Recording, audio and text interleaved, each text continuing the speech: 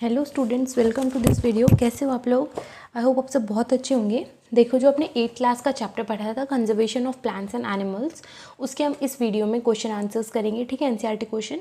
आप लोग को जब चैप्टर पढ़ाया था तो आप लोग को कोई डाउट नहीं बचा होना चाहिए। ठीक है, अगर कोई बचा है तो आप मुझे बता दीजिए। ठीक है, हमने इस चैप्टर में मेनली क्या क्या पढ़ा था? बायोडाइवर्सिटी पढ़ा था, बायोस्फीयर रिजर्व पढ़ा था, deforestation, desertification, ecosystem, endangered species, endemic species, extinct species, flora fauna, migratory birds, national park, red data book, reforestation sanctuary. ठीक है, ये सब कुछ हमने इस चैप्टर में पढ़ा था। ठीक है, इधर एक छोटा सा इधर ये लिखा हुआ है जिससे हम रिवाइज कर सकते हैं। देखो, हमने सबसे पहले तो क्या क्या पढ़ा था? Wild life century, national park, biosphere reserve. ये वो एरिया है जो नाम दिए गए हैं वाइल्ड एनिमल्स और फॉरेस्ट की रक्षा के लिए। ठीक है, बायोडाइवर्सिटी का मतलब होता है एक ही जगह स्पेसिफिक जगह पे बहुत ज़्यादा ऑर्गेनिज्म की वैरायटी। ठीक है, बायोडाइवर्सिटी। तीसरा हमने क्या पढ़ा? प्लांट्स और एनिमल्स किसी भी एरिया के उसको फ्लोरा या फोना बोलते हैं। ठीक है, इस एरिया के प्लांट्स को बोलेंगे हम फ्लोरा, उस एरिया के एनिमल्स को हम बोलेंगे फोना। ठीक है, इसके बाद एंडेमिक स्पीसीज़ वो स्पीसीज़ होती है जो कि एक पर्टिकुलर एरिया पे पाई जाती है। एंडेंजर्ड स्पीसीज़ वो स्पीसीज़ होती है जो कि ख़त्म होने वाली है। रेड डेटा बुक वो एक बुक होती है जिसके अंदर जितने भी एंडेंजर्ड स्पीसीज़ हैं उनका एक रिकॉर्ड रखा जाता है। माइग्रेशन होता है कि किसी भी एक पर्टिकुलर हैबिटेट का टेम्परेचर अगर अनफेवरेबल हो जाता है, ठीक है, किसी भी बर्ड के लिए, तो वहाँ के जो बर्ड्स हैं, वहाँ के जो एनिमल्स हैं, वहाँ से माइग्रेट करते हैं एंड दूसरी जगह पे चले जाते हैं। इसके बाद हमें पेपर्स को रिसीव करना चाहिए, रीयूज़ करना चाहिए, रिसाइकल करना चाहिए ताकि हम पेड़ों को, एनर्जी को, पानी को बचा सके। ठीक है, इसके बाद लास्ट है reforestation is the restocking of destroyed forest by planting new trees. Reforestation मतलब है कि जो पौधे हमने काट दिए, डिस्ट्रॉय कर दिए, उसको हम सुधार रहे हैं एक टाइप से। ठीक है, तो ये था, हमने फटाफट क्विकली हमने देख लिया हमने चैप्टर में क्या क्या पढ़ा था। तो देखो अब इसकी एक्सरसाइज। सबसे पहले हमारे पास फिल इन द ब्लैंक्स। ठीक है, अपने चैप्टर का नाम था conservation of plants and animals.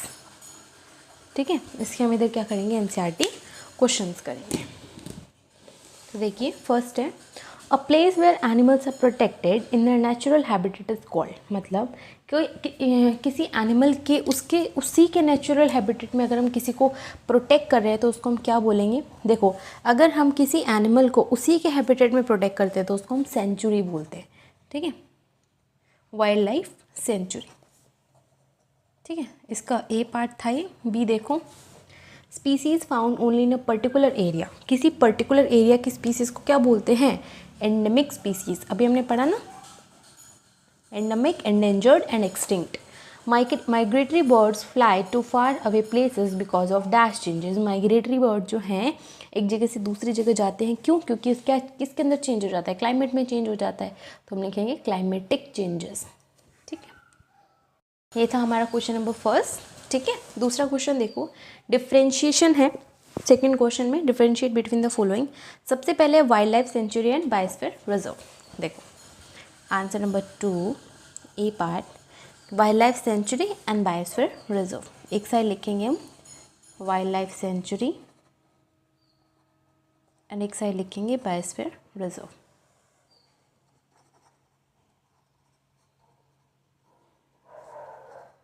ठीक है,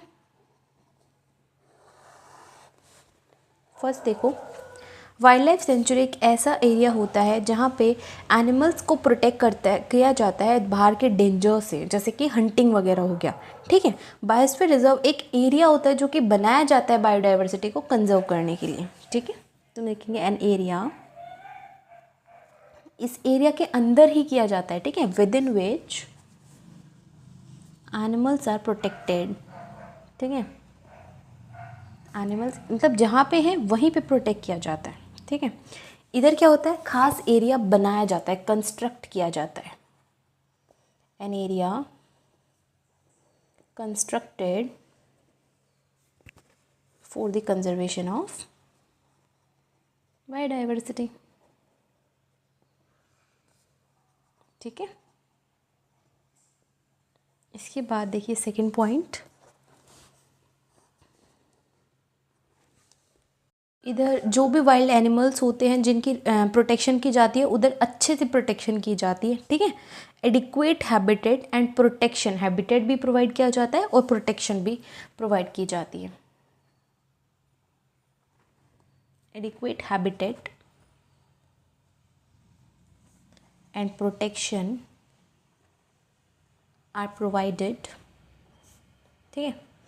इधर क्या होता है, इसके अंदर हर एक को उसके अंदर प्रोटेक्ट किया जाता है। बायोस्फीयर रिजर्व के अंदर प्लांट्स भी होते हैं, एनिमल्स भी होते हैं, माइक्रो ऑर्गेनिज्म भी होते हैं, सबको एक रिजर्व में बचाया जाता है, ठीक है। तो हम लिखेंगे several forms like plants, animals, ठीक है, एट्सेट्रा आर कंजर्व्ड। इधर लिख लो 2 वाइल्ड एनिमल्स। इसका आप एक एक एग्जाम्पल भी दे सकते हो। Example Jim Corbett national park,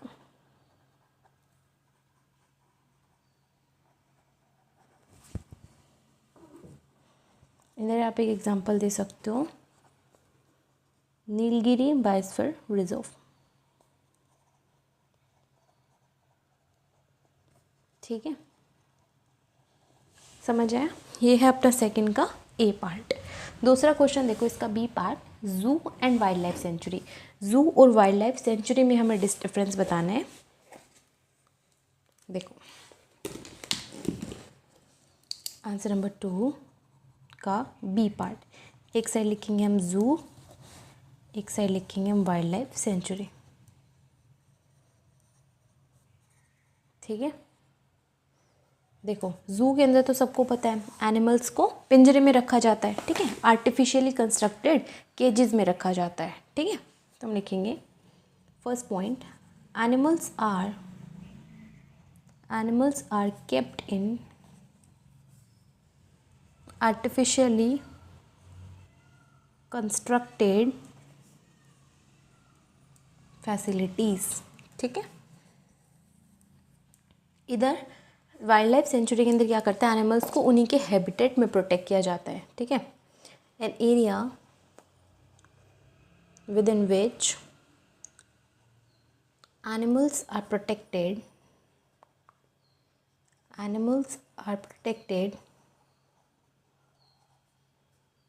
ठीक, विद इन देयर हैबिटेट। इसके बाद आप और क्या लिख सकते हो, ये एक टाइप का आर्टिफिशियल हैबिटेट है, ठीक है। इधर चाहे एनिमल्स अडेप्ट हो या ना हो कोई मतलब नहीं होता, ठीक है। तो लिखेंगे it is an artificial habitat, the animals may or may not adapt to new conditions, ठीक है। इधर बात करें तो एनिमल्स को उन्हीं के हैबिटेट में प्रोटेक्ट किया जाता है, ठीक है, तो उनको कोई ऐसे अडेप्टेशन की प्रॉब्लम नहीं होती है। एनिमल्स आर conserved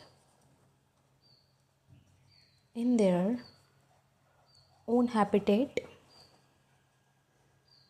ठीक है। बस ये हो गया अपना आंसर बी।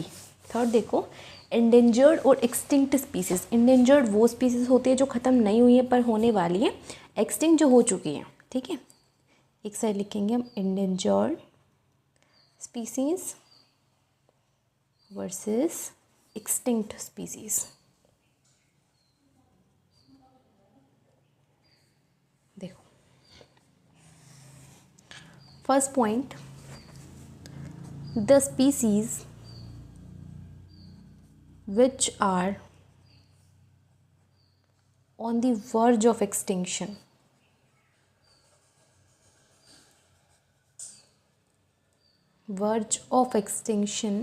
ठीक है। इधर हम लिख देंगे द स्पीसीज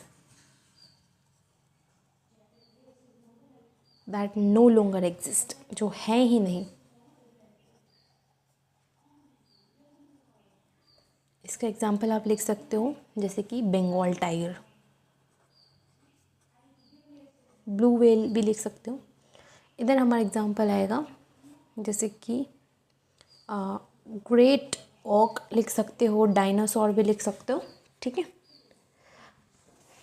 ये है अपना सी का आंसर। 4 देखो, flora and fauna. Flora fauna में डिफरेंस बताने, फ्लोरा वर्सेस फोना। एक साइड लिखा हमने फ्लोरा, एक साइड लिखा हमने फोना। तो देखो, फ्लोरा तो पता है किसी भी पर्टिकुलर एरिया के प्लांट को बोलते हैं, फोना किसी पर्टिकुलर एरिया के एनिमल को बोलते हैं, ठीक है। It is the collective name for plant from a particular area.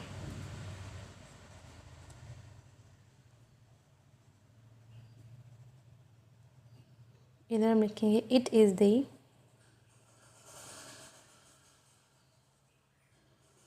collective name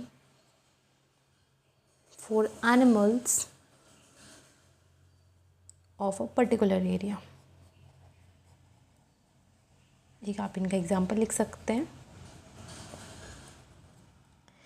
इधर आ जाएगा एग्जाम्पल जैसे कि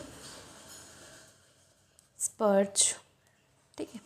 इधर एग्जाम्पल आ जाएगा लंगूर, टाइगर, ठीक है। ये देखो अपना सेकंड क्वेश्चन हो गया इधर कंप्लीट। सेकंड के चारों पार्ट आई होप आप लोग को समझ में आए होंगे।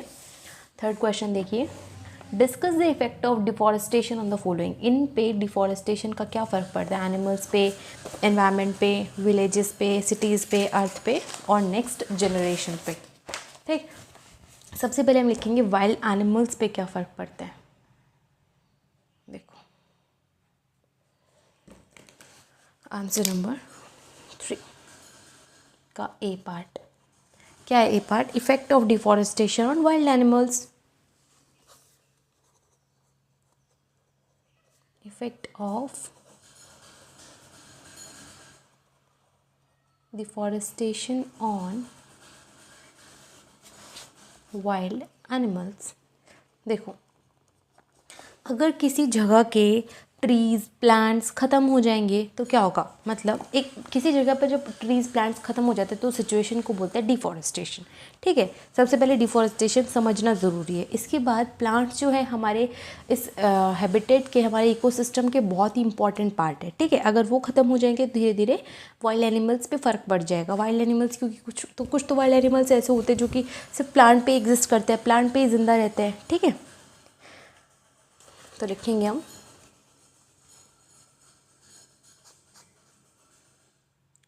plant life forms an important part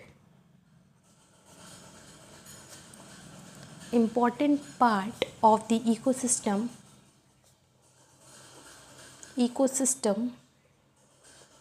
they form the natural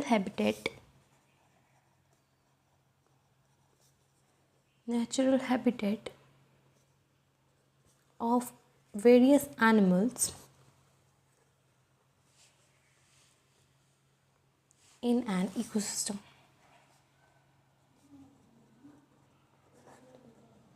ठीक है। और हम लिख सकते हैं destroying plant life will ultimately threaten means harm, ठीक है। threaten animals in a particular ecosystem, ठीक है। एंड उसकी वजह से ख़त्म भी हो सकते हैं and may lead to extinction। ये तो था वाइल्ड एनिमल्स पे क्या फ़र्क पड़ता है। अब बात करें एनवायरनमेंट की। दूसरे में क्या पूछा है, एनवायरनमेंट, ठीक है। तो बी पे देखो एनवायरनमेंट पे क्या फ़र्क पड़ता है डिफॉरेस्टेशन का। देखो जो प्लांट्स हैं फोटोसिंथेसिस करते हैं, जिसकी लिए उन्हें CO2 की ज़रूरत पड़ती है, ठीक है। तो वो हमारे एनवायरनमेंट से CO2 का कंटेंट कम कर देते हैं। तो अगर प्लांट्स नहीं होंगे, डिफॉरेस्टेशन ज़्यादा होगा, तो हमारे एनवायरनमेंट में CO2 का कंसनट्रेशन जो है बढ़ जाएगा, जिसकी वजह से एक्सेसिव हीट रेडिएशन आएंगी हमारे अर्थ के ऊपर, ठीक है। ग्लोबल वार्मिंग ज़्यादा होगी, ठीक। तो यही सब लिख रहा है हमें। वाटर साइकिल पूरी डिस्टर्ब हो जाएगी, रेनफॉल चेंज हो जाएगा, बाढ़ आ जाएंगी, ड्रोट आ जाएगा, ठीक है। तो हम लिखेंगे the percentage of CO2 will increase in environment which result in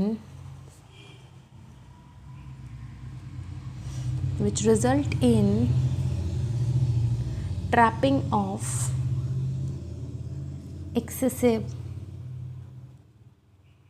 heat radiations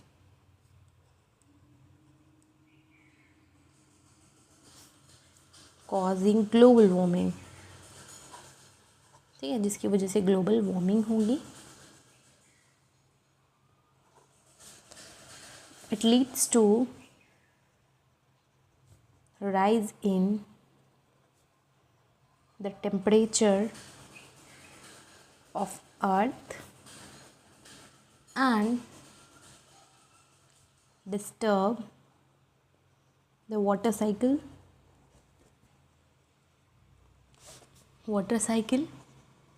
hence rainfall pattern will also change,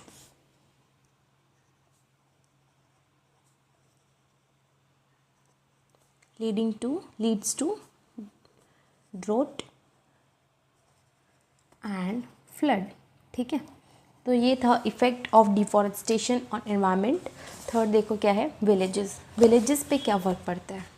देखो सी पार्ट, विलेजेस, ठीक है, रूरल एरिया। देखो विलेजेस क्या करते हैं, विलेजेस के अंदर ज़्यादा फसल उगाई जाती है, ठीक है। तो देखो उधर मिट्टी के पार्टिकल्स आपस में अच्छे से हेल्ड होते हैं, बने हुए रहते हैं, किसकी वजह से, ट्रीज़ की वजह से, प्लांट्स की वजह से। अगर वहाँ से हम पेड़ काट देंगे तो अच्छे से हमारी मिट्टी दबी हुई नहीं रहेगी, बंधी हुई नहीं रहेगी, टॉप लेयर फिर बारिश की वजह से भी चली जाएगी, सॉइल के पार्टिकल्स ईजिली रिमूव हो जाएंगे, कोई प्लांट्स नहीं बचेगा, सॉइल इरोजन होगा, ठीक है, सॉइल की फर्टिलिटी कम हो जाएगी, तो लैंड जो है, ज़मीन जो है फर्टाइल नहीं बचेगी, ठीक है। तो हम लिखेंगे it will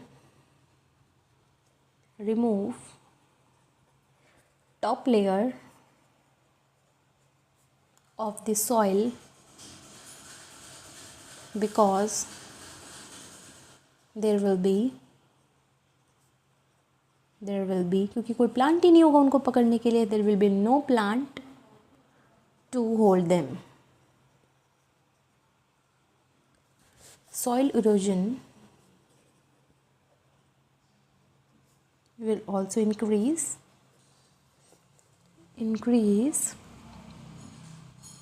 Soil will lose fertility and humus. Hence, fertile land fit for agriculture, जो एग्रीकल्चर के लिए फिट होना चाहिए था, किस में बदल जाएगा, डेजर्ट में बदल जाएगा, टर्न्स इनटू एंड डेजर्ट, ठीक है। ये तो फ़र्क पड़ेगा विलेजेस पे, ठीक है। सिटीज़ में देखो क्या होगा, सिटीज़ में भी यही होगा, फ्लड्स की, ड्रोट की कंडीशन बढ़ जाएगी, ग्लोबल वार्मिंग बढ़ जाएगा, ठीक है। पोल्यूशन ज़्यादा होता है ना उधर, तो वाटर साइकिल वगैरह भी इफेक्ट हो जाएगी, ये इधर लिखना है, ठीक है। It will cause floods and droughts in urban areas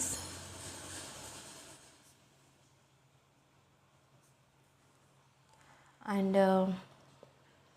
level of CO2 increase leads to more global warming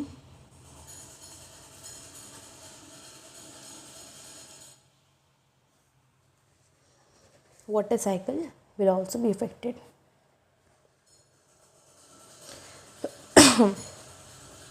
ठीक है, ये हो गया हमारा सिटी। नेक्स्ट था क्या, अर्थ। अर्थ पे क्या इफेक्ट पड़ता है, देखो अर्थ के अंदर जब डिफॉरेस्टेशन होगा, इसकी वजह से सारी की सारी जो ज़मीन है डेजर्ट में बदल जाएगी, ड्रोट आ जाएगी, फ्लड आ जाएगा, कार्बन डाइऑक्साइड का लेवल बढ़ जाएगा, ग्लोबल वार्मिंग हो जाएगी, वाटर साइकिल डिसरप्ट हो जाएगी, नेचुरल कैलामिटीज़ का रिस्क बढ़ जाएगा। ये बस अर्थ का भी, ठीक है। तो हम लिखेंगे it will lead to increased chances and occurrence of desertification,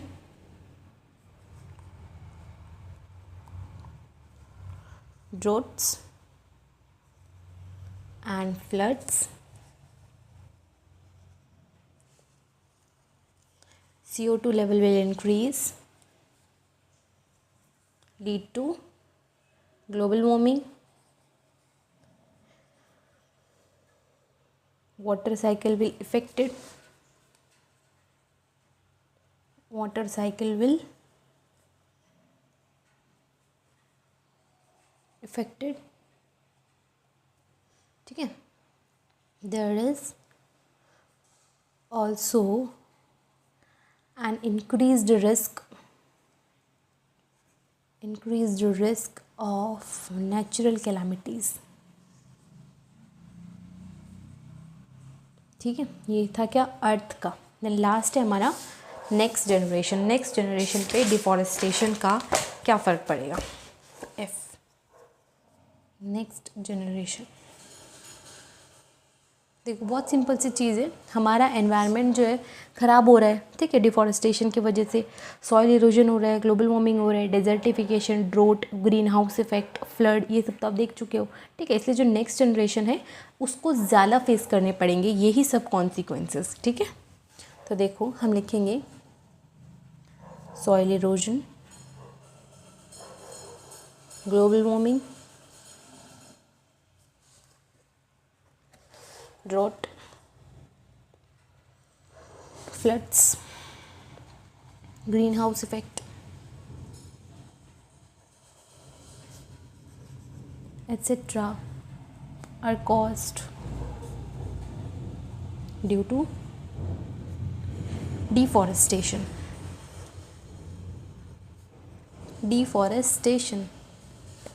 The next generation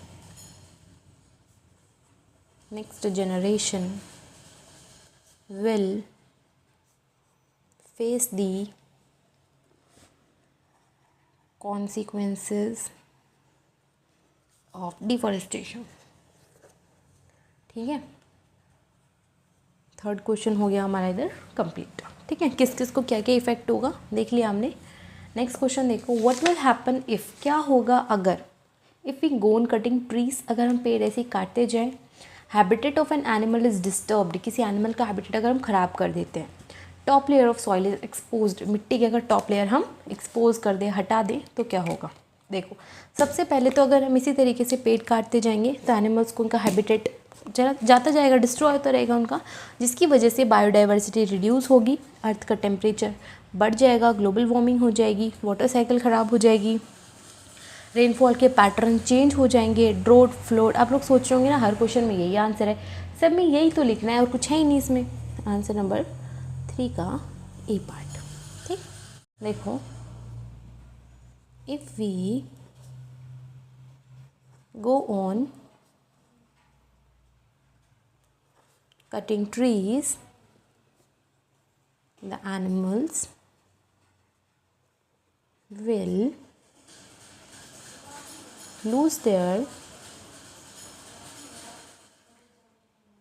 natural habitat, ठीक है। This reduces the biodiversity, ठीक है। Temperature of the earth also increase and leads to global warming.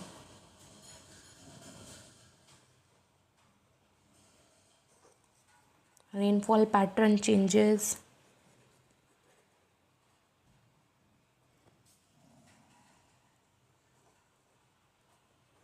leading to droughts and floods.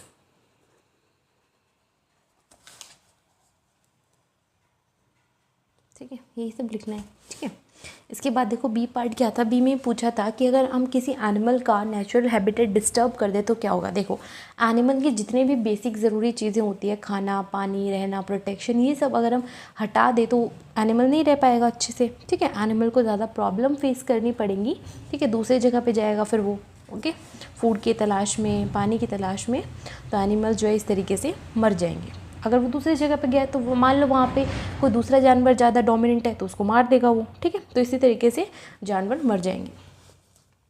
तो हम लिखेंगे all the basic necessities of an animal like food, water, shelter, protection,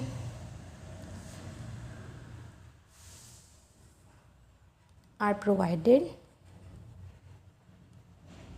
in the, कहाँ पे मिलती है सब उसको, उसके नेचुरल हैबिटेट में मिलती है, in the natural habitat of the animal। ठीक है, disturbing the habitat disturbing the habitat will force the animals to move to another place। ठीक है, animals may get killed by other animals, दूसरे animal से वो मारे भी जा सकते हैं। ठीक है, आई होप आप लोग को बी पार्ट आया समझ में। सी देखो नेक्स्ट, तीसरा क्या है, अगर हम मिट्टी की टॉप लेयर हटा दे, एक्सपोज कर दे तो क्या होगा। देखो अगर हम मिट्टी की टॉप लेयर एक्सपोज कर देते हैं तो क्या होगा, मिट्टी की नीचे वाली लेयर आ जाएंगी। ठीक है, लोअर लेयर जो है हार्ड होती है, रॉकी होती है, कम फर्टाइल होती है, ह्यूमस कंटेंट भी उन्हें कम होता है। ठीक है, तो सॉइल इरोजन जो है कॉन्टिन्यूसली अगर होता रहा तो जिसकी वजह से हमारी मिट्टी जो है बैरन हो जाएगी, बंजर ज़मीन बन जाएगी और इनफर्टाइल हो जाएगी। ठीक है, the lower layer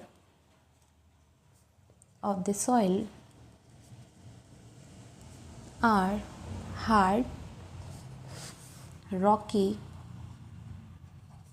in nature and less fertile।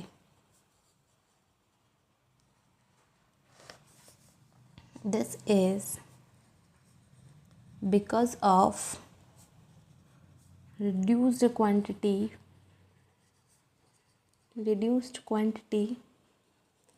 of humus, soil erosion on a continued basis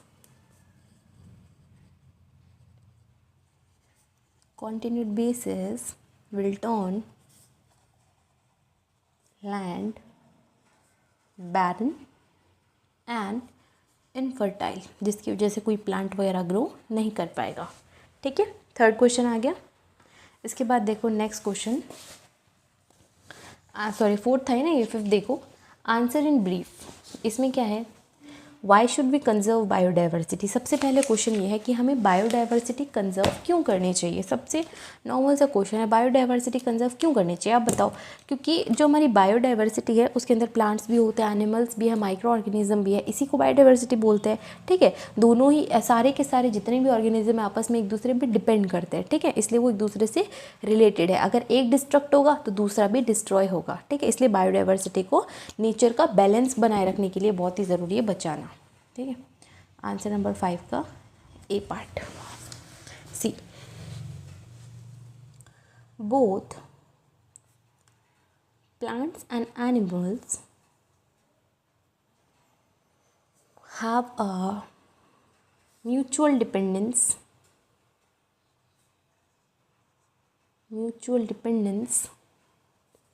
on each other for their survival,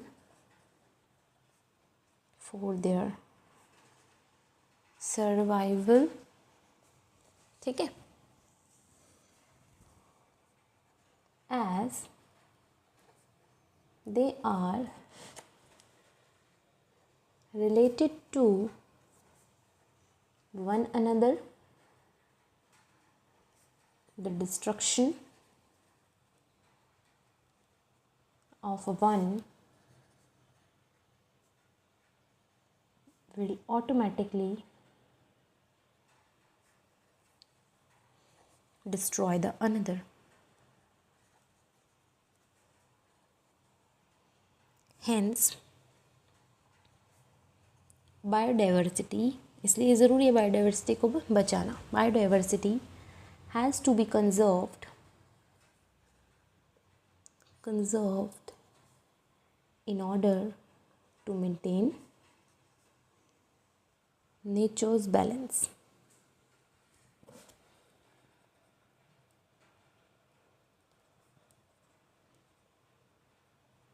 ठीक है, समझ आया. देखो बी पार्ट देखो इसका. Protected forest are also not completely safe for wild animals. Why, जो protected forest हैं वो भी, उनके अंदर भी सेफ नहीं है प्लांट्स को, सॉरी वाइल्ड एनिमल्स. ऐसा क्यों? क्योंकि देखो बाहर के लोग को तो ऐसा होता है कि आप नहीं मार सकते जानवरों को, जबकि जो लोग फॉरेस्ट के अंदर रहते हैं या फिर उसका कुछ काम करते हैं, डे टू डे वहाँ पे आते जाते रहते हैं, उनको परमिशन होती है. ठीक है, तो इसलिए एनिमल्स को वहाँ पे रहना सेफ़ नहीं होता है.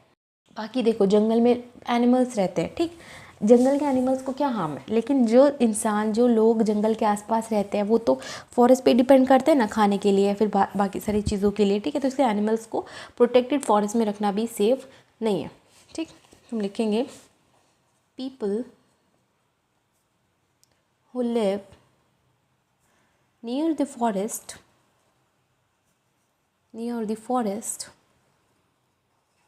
depend on the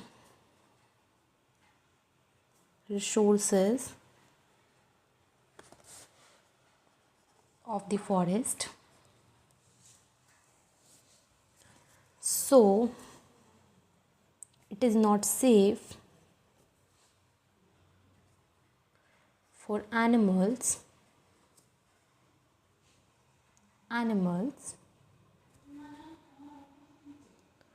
living in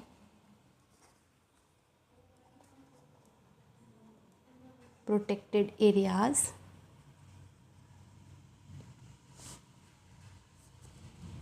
This result in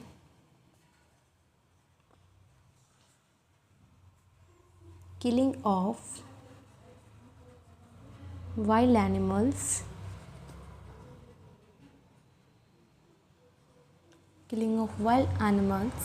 and selling their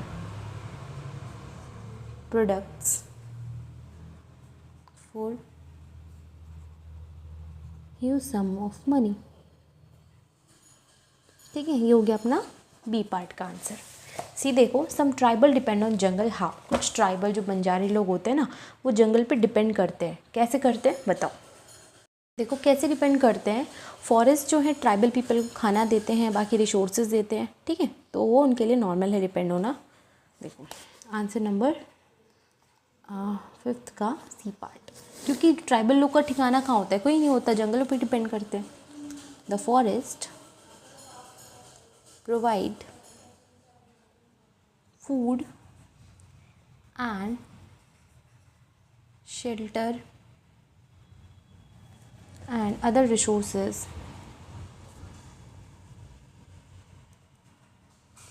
to tribal people.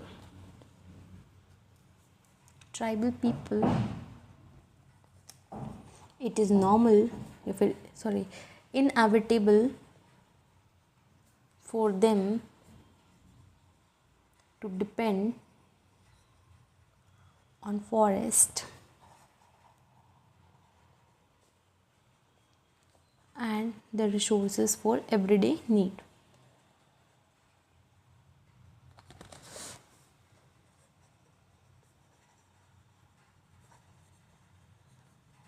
ठीक है, ये हो गया अपना आंसर नंबर 5. ठीक है, समझ आया. 6 क्वेश्चन देखो इसका. Sorry, next part. What are the causes and consequences of deforestation.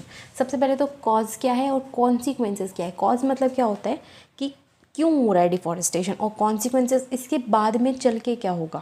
ठीक है, तो सबसे पहले लिखेंगे हम कॉजेज़. ठीक है, कॉजेज़ में देखो छोटा छोटा करके लिखवा रही हूँ मैं. जैसे कि क्यों करता है डिफॉरेस्टेशन, जैसे कि for agricultural activities.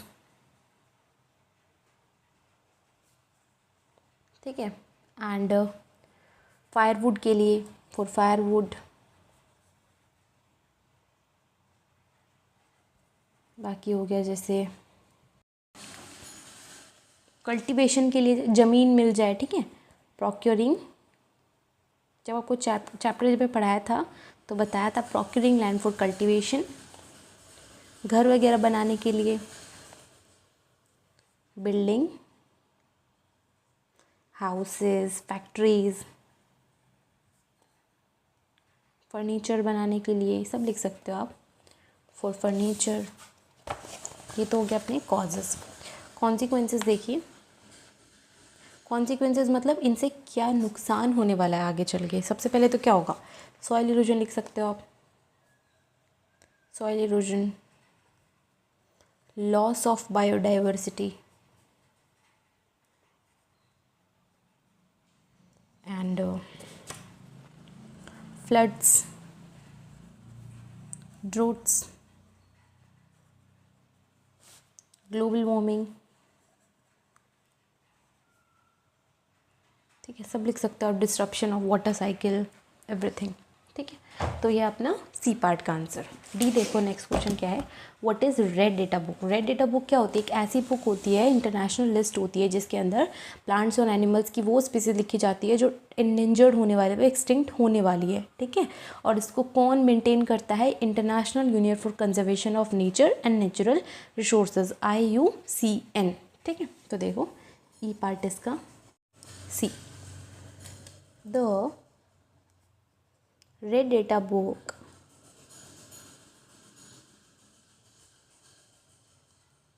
maintain record of all plant and animal species which are endangered.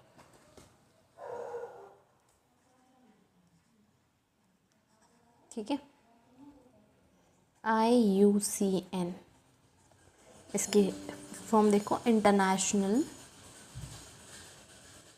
Union for conservation of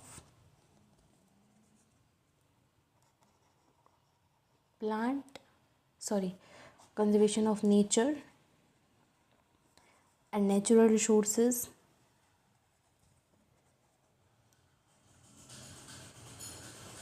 maintains the book. ठीक है, यही करते हैं मेंटेन. इसके बाद देखो next part. What do you understand by term migration. Migration से आप क्या समझते हो. देखो, किसी भी ऑर्गेनिज्म में, ग्रुप ऑफ ऑर्गेनिज्म अपने नेचुरल हैबिटेट से जब दूसरी जगह जाता है, ठीक है, किसी पर्टिकुलर टाइम पे, हर साल, उसको बोलते हैं माइग्रेशन. कि उसकी वजह से जब कंडीशन उसकी इनफेवरेबल हो जाती है तब. देखो, the movement of an organism or a group of organism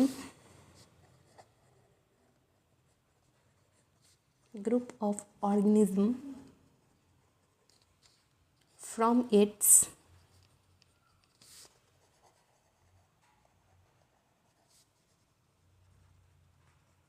natural habitat to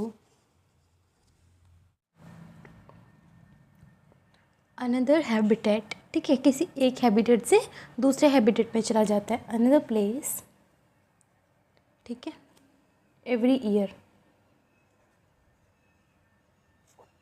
is known as migration. ऐसा क्यों करते हैं?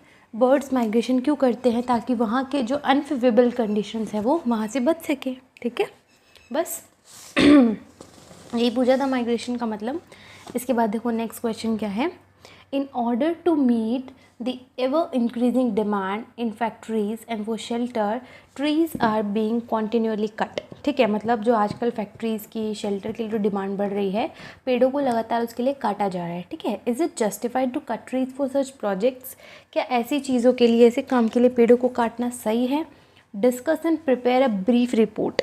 ठीक है, डिस्कस करो और इसके लिए एक रिपोर्ट तैयार करो। ठीक है, देखो ऑफकोर्स ये सब करना ठीक तो नहीं है, तो हम लिखेंगे इसका answer number 6, no, cutting trees is not at all justified। ठीक है, ये जस्टिफाई नहीं है, जस्टिफाई मीन्स करेक्ट नहीं है। ठीक है,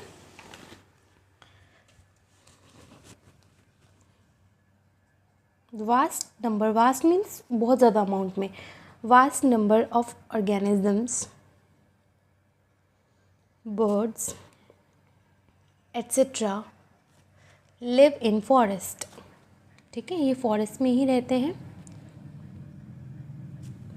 forest provide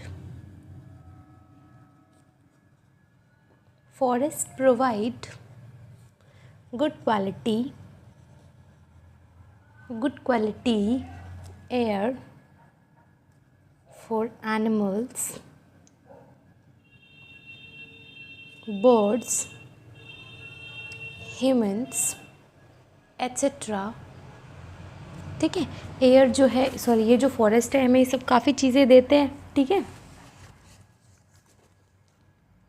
natural calamities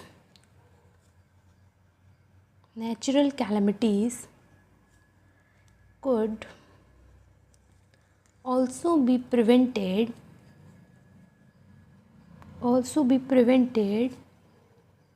by their presence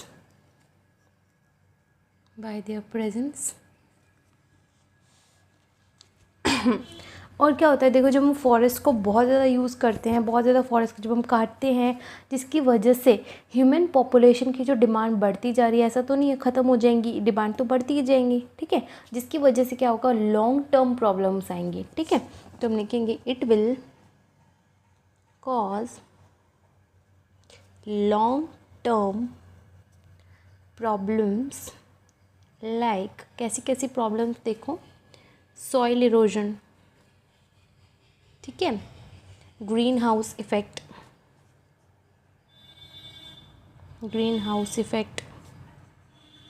global warming, floods, droughts, ये सब प्रॉब्लम्स होंगी। ठीक है, इन सब चीज़ों के अलावा जो हम बहुत ज़्यादा अमाउंट में डिफॉरेस्टेशन कर रहे हैं, ह्यूमंस ख़त्म हो जाएंगे एक टाइम पे। ठीक है, बैलेंस एकदम हिल जाएगा। ठीक है, बस यही है इसकी मेन इफ़ेक्ट।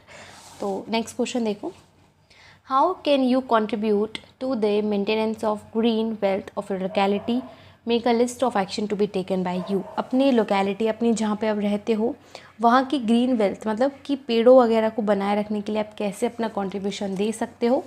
ठीक है, और अपने एक्शन की लिस्ट बनाओ, क्या क्या करते हो। देखो कैसे दे सकते हो, प्लांट्स वगैरह लगा के, लोगों को मोटिवेट करके, लोगों को सिखा के, उनको नॉलेज दे के, एंड टाइम पे प्लांट्स की केयर करने से।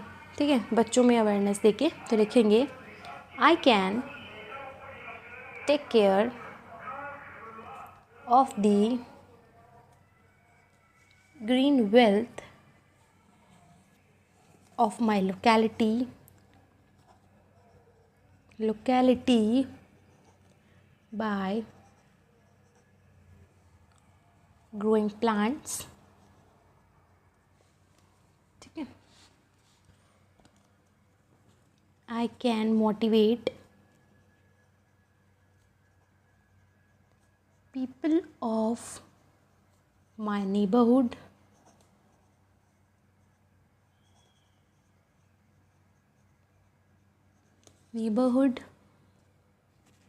to plant more trees, ज़्यादा पेड़ लगाने के लिए, and take care of the existing trees, और जो पेड़ अभी हैं उनकी देखभाल करके। existing trees, बाकी आप लिख सकते हो creating awareness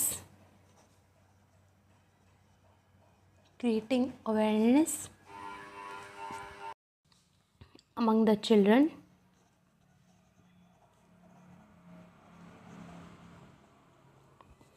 would be the top priority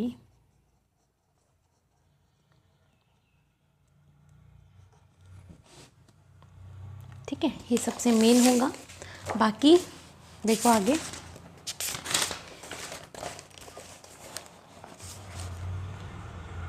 planting new trees is as important, नए पेड़ लगाना उतना ही ज़रूरी है जितने कि पुरानों की देखभाल करना। as important as looking after the existing ones, ठीक है।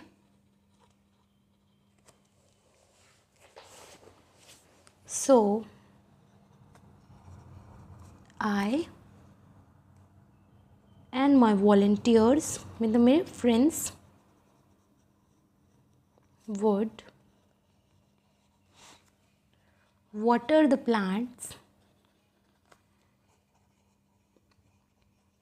and trees on a regular basis, ठीक है। इसके बाद देखो next question number 8। Explain how deforestation leads to reduce the rainfall, पेड़ काटने से रेनफॉल में कमी कैसे आती है, ठीक है। देखो आंसर नंबर 8,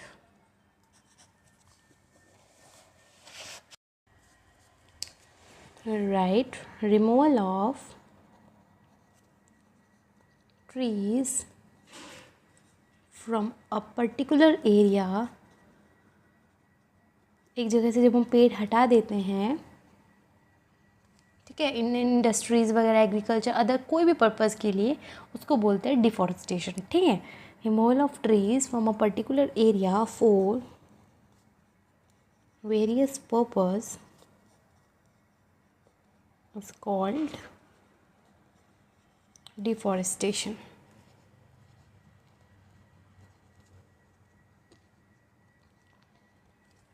प्लांट में क्या होता है, फोटोसिंथेसिस होता है, ठीक है। और क्यों होता है, किसकी वजह से होता है, कार्बन डाइऑक्साइड जब एब्जॉर्ब करता है अर्थ के एटमॉस्फेयर से। जब अगर प्लांट डिस्ट्रॉय हो जाएंगे, प्लांट ख़त्म हो जाएंगे, तो कार्बन डाइऑक्साइड कौन लेगा, कार्बन डाइऑक्साइड का लेवल तो बढ़ता चला जाएगा हमारे इन्वायरमेंट में, जिसकी वजह से हीट की रेडिएशन ट्रैप हो जाएंगी, ग्लोबल वार्मिंग बढ़ जाएगा, अर्थ का टेम्परेचर बढ़ जाएगा, ठीक है। वाटर साइकिल इफेक्ट हो जाएंगी, वाटर साइकिल इफेक्ट अगर इफेक्ट होगी तो पानी रेनफॉल के पैटर्न भी चेंज होंगे, ठीक है, जिसकी वजह से ड्रोट हो जाएगा। तो हम लिखेंगे plants perform photosynthesis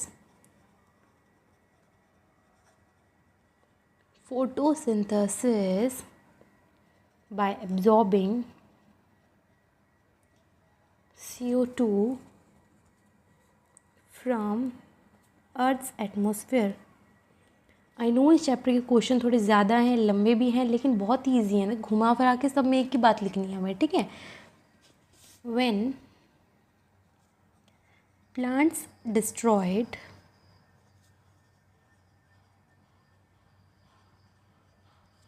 जब प्लांट डिस्ट्रॉय हो जाएंगे, CO2 level will increase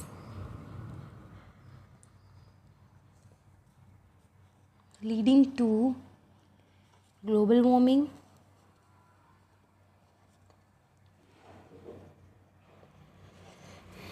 and it will affect water cycle,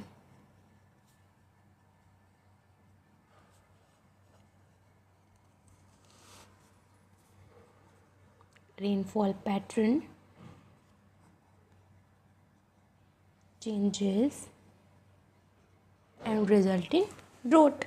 ठीक है, results in droughts.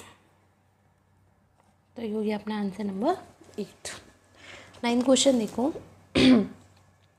Find out about national park in your state. Identify and show the location on the outline map of India. अपने state में जो national park है उनके आपको लिखने हैं. ठीक है, कौन कौन से होते हैं एंड वो उनको आउटलाइन करना है इंडिया के मैप पे. ठीक है,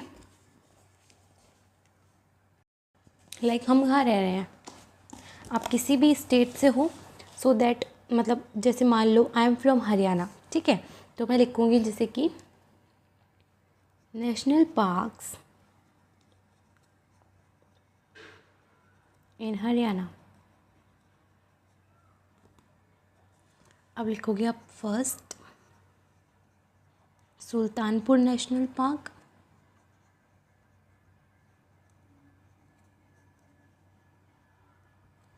बाकी आप जितने भी आपके स्टेट में वो लिख सकते हैं. कालेसर नेशनल पार्क, एंड आपको इंडिया के जो मैप होगा एंड वहाँ पे जो हरियाणा का स्टेट होगा उसके अंदर आप ऐसे डॉट करके बता सकते हैं ये यहाँ पे नेशनल पार्क है. ठीक है, इसी तरीके से मान लो कोई केरला से है तो वहाँ पे लिख सकता है पेरियार नेशनल पार्क. ठीक है, तो अपने अपने स्टेट का आप इसमें लिख सकते हैं. इसके बाद देखो next question. Why should paper be saved. Paper को क्यों बचाना चाहिए. Prepare a list of ways by which you can save paper. Paper को आप कैसे बचा सकते हो, इसकी एक लिस्ट बनानी है. ठीक है, देखो आंसर नंबर 10. देखो, अगर हम 1 टन साफ पेपर प्रोड्यूस करते हैं तो लगभग हमें 17 पेड़ काटने पड़ते हैं. ठीक है, ट्रीज़ बहुत ही ज़्यादा इंपॉर्टेंट रोल प्ले करता है हमारे नेचर में. ठीक है, बैलेंस वगैरह बनाने में. तो इसलिए पेड़ों को बचाना है तो हमें पेपर को बचाना पड़ेगा. ओके, तो लिखेंगे हम if 1 ton of clean white paper is to be produced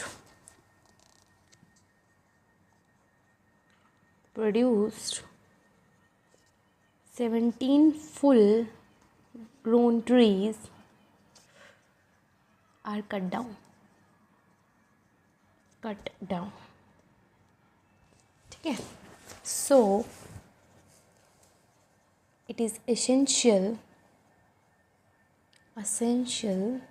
to save paper in order to protect the trees to avoid the impact of the loss of trees on the living organism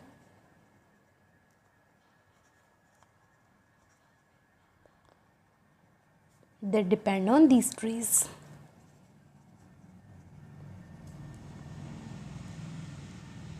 ठीक है, it is essential to save paper in order to protect the trees. ठीक है, paper को बचाना ज़रूरी है पेड़ों को बचाने के लिए. To avoid the impact of the loss of trees on the living organism that depend on these trees. जो ऑर्गेनिज्म पेड़ों पे डिपेंड करते हैं उनका लॉस ना हो, इसलिए ज़रूरी है. ठीक है, अब देखो कैसे हम कर सकते हैं. वेज टू सेव पेपर पूछा है ना ये भी क्वेश्चन में. कैसे कर सकते हैं. Collection and recycling of used paper. दूसरा कैसे कर सकते हैं. पेपर की दोनों साइड यूज़ करके, using both sides of paper for writing.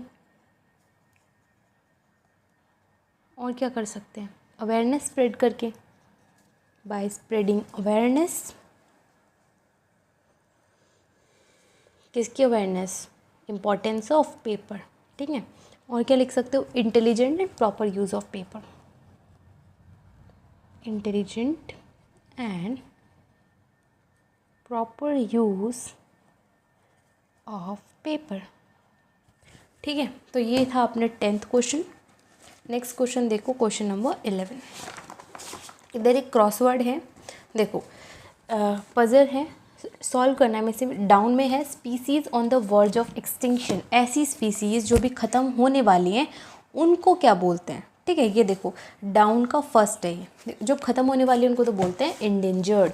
तो इधर आएगा इंडेंजर्ड, ENDANGERED। ठीक, तो हम लिख देंगे आंसर नंबर 11 डाउन, फर्स्ट क्या है इंडेंजर्ड।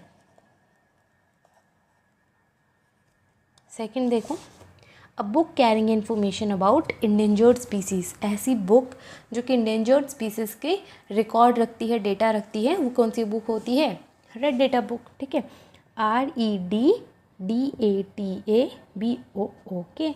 ठीक है, तो सेकेंड आ जाएगा आपका रेड डेटा बुक। ठीक है, थर्ड देखो, कॉन्सिक्वेंस ऑफ डिफॉरेस्टेशन, डिफॉरेस्टेशन के कॉन्सिक्वेंस बताओ।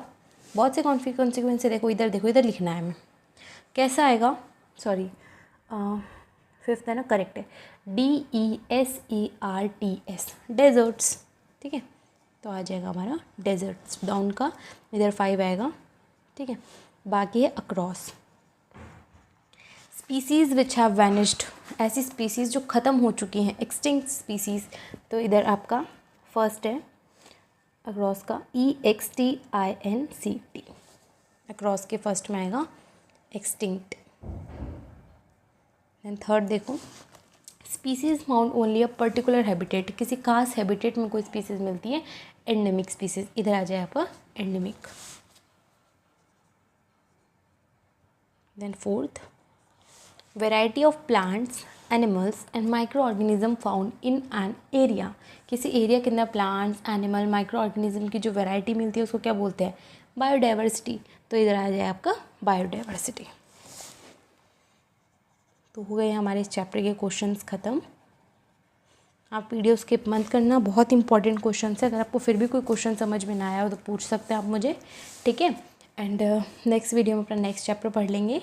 सो till then, thank you very much. If you like this video, subscribe this channel and like this video. Thank you.